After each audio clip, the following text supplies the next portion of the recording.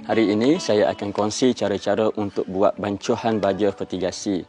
Baja fertigasi ada dua larutan stok. Yang pertama larutan stok A dan yang kedua larutan stok B. Untuk penyediaan 100 liter larutan stok A, kita perlukan dua bahan. Yang pertama kalsium nitrat sebanyak 10,580 gram dan yang kedua iron silat sebanyak 190 gram. Itu larutan A. Baik, sekarang kita tengok pula kepada larutan B. Untuk penyediaan 100 liter larutan B, kita perlukan 8 bahan. Yang pertama, kalium nitrat sebanyak 6,600 gram.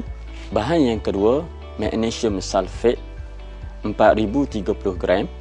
Bahan yang ketiga, monokalium hidrogen fosfat sebanyak 2,220 gram. Bahan yang keempat adalah asid borik sebanyak 28.5 gram. Bahan yang kelima, manganese sulfate 17 gram.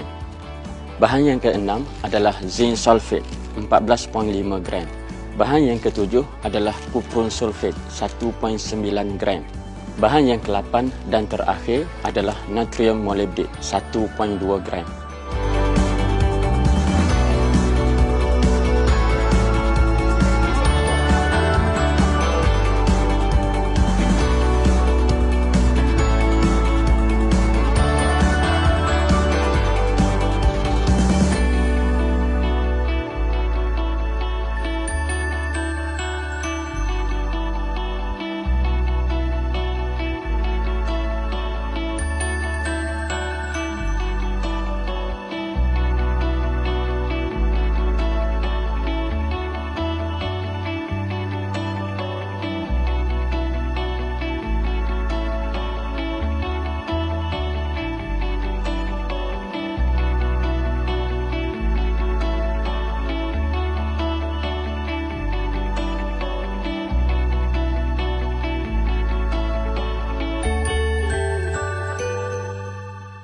Setelah dibiarkan selama sekurang-kurangnya 24 jam, larutan stok A dan larutan stok B sedia untuk digunakan.